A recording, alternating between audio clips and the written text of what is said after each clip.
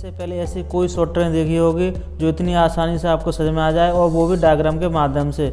जी हाँ, तो इस वीडियो में मैंने आपको पूरी तरह समझाने का प्रयास किया है, एक सरल फ्लो में, एक सहज भाषा में।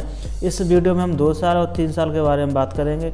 इसके अतिरिक्त जो टाइम 4 साल, 5 साल, 6 साल, उसके लिए जो ट्रिक बताने वाला हूँ इतनी कंफर्टेबल है, सूटेबल नहीं रहती है, उसके लिए मैं अलग से वीडियो लाने वाला हूँ।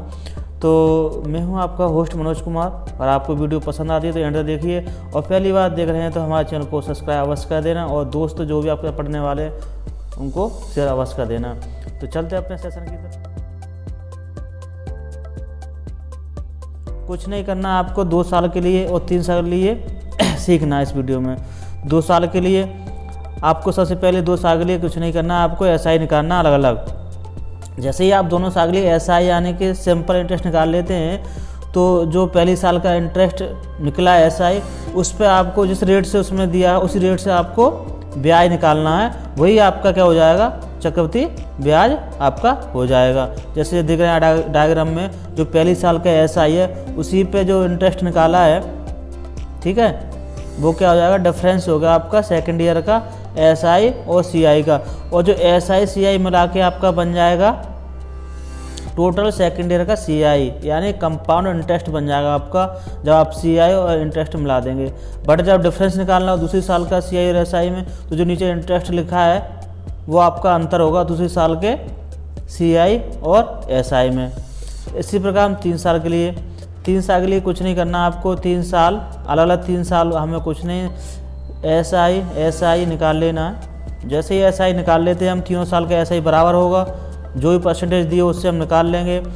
जब तीनों साल का SI बराबर हो जाएगा तो कुछ नहीं, दूसरी साल में जैसे ही आएंगे, दूसरी साल वाला पहली साल से ब्याज लेगा एक्स्ट्रा, क्यों वो चक्रवृद्धि ब्याज पर तो हर साल ब्याज लगता है, तो वो ब्याज जिस रेट से दिया है सवाल उसी रेट से ब्याज ले लेगा दूसरी साल वाला।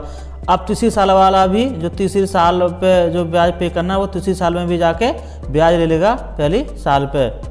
जो पहली साल में ब्याज बनाया है उसी ब्याज पे तीसरी साल वाला भी ब्याज लेगा। अब तीसरी साल वाला ब्याज ले लेगा, अब दूसरी साल में जो ब्याज बना है, दूसरी साल में ब्याज बना है उस पर भी ब्याज लेगा तीसरी साल वाला। जैसे SI बना उस पर लेगा, और जो नीचे इंटरेस्ट लिखा था तीसरी साल में जो इंटरेस्ट बना था पहली साल का, उस पर भी वो ब्याज ले लेगा। इस प्रकार आप देख रहे हैं तीनों साल का ब्याज अलग अलग हो गया आपका। सेकेंड ईयर अलग ब्याज हो गया, पहली साल का अलग हो गया, तीसरी साल का अलग हो गया। तो तीसरी साल का अगर आप जोड़ देंगे SI और जो 3 बार इंटरेस्ट लिखा है अगर आप जोड़ देंगे तो तीसरी साल का बन जाएगा टोटल आपका CI, आपका टोटल CI बन जाएगा।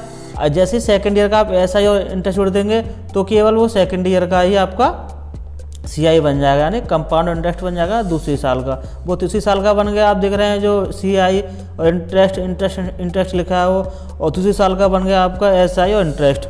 और इसमें आप जो चाहे वो निकाल सकते हैं, कुछ भी निकालना हो आपको आराम से निकाल सकते हैं, कुछ भी। अब ये आप डायग्राम समझ में आ गया होगा। जैसे मैं देख रहे हैं डायग्राम, आप तीर देखो कैसे कैसे कि पहली साल पे ब्याज लगा है, दूसरी साल पे भी ब्याज देना है पहली साल वाले को, और तीसरी साल पे भी ब्याज लगा है पहली साल पे ब्याज पे।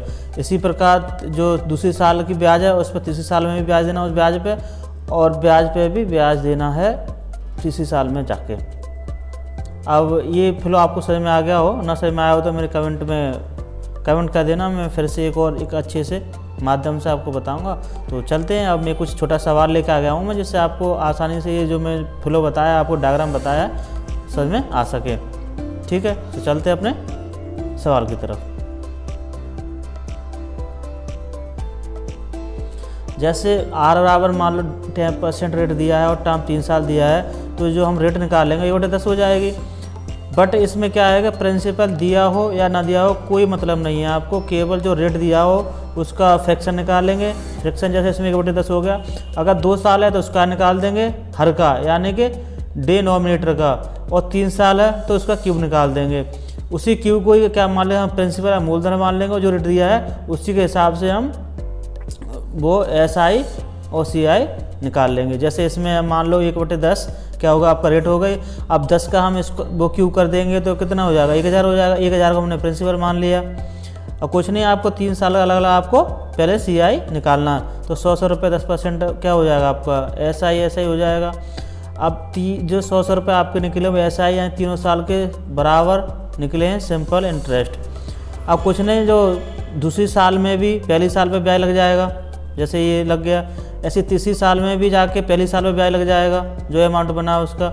इसी प्रकार आपका दूसरी साल पे जो ब्याज बना उस पर ब्याज लगेगा, और जो ब्याज दूसरी साल का अतिरिक्त ब्याज था उस पर भी ब्याज लग जाएगा। जैसे आपका पहली साल पे ब्याज 100 रुपये बना था, उस पर ब्याज 10% लगेगा, 10 रुपये बन जाएगा। इसी प्रकार तीसरी साल में भी 100 रुपये 10% ब्याज 10 रुपये हो जाएगा। और दूसरी साल का आपको जो ब्याज 100 रुपये बना था SI, उस पर भी 10 रुपये बन जाएगा। जो एक्स्ट्रा ब्याज बनाता है 10 रुपये, उस पर 10% से आपका 1 रुपये ब्याज बन जाएगा। इस पर आप देख रहे हैं कि ये आपका 121 रुपये तीसरी साल का पूरा ब्याज हो गया। तीसरी साल का आपका पूरा ब्याज हो गया, और जो आपका दूसरी साल है उस पर जो 100 रुपये और 10 रुपये जुड़े जाएंगे आपके, यानी ये सेकेंड ईयर का आपका टोटल क्या होगा, आपका टोटल हो गया CI यानी 110 रुपये हो गया। और तीसरी साल का टोटल आपका हो जाएगा CI 121 रुपये। ठीक, अब टोटल हमें निकालना है, टोटल निकालना अगर हमारा CI, तो ये आप देख रहे हैं ये सब कुछ जो डायग्राम में दिया है 100 100 100 10 10 सब जुड़ जाएगा। आपका ये टोटल क्या है, आपका CI है। और टोटल SI निकालना हो तो कुछ नहीं, आपको जो ऊपर जो लिखा है, जो पहले 100 100 लिखा है, जो मैंने अलग अलग SI निकाला वो आपका तीनों साल का अलग अलग SI है। पहली साल का SI 100 रुपये, दूसरी का SI 100 रुपये, तीसरी साल का भी 100 रुपये SI है।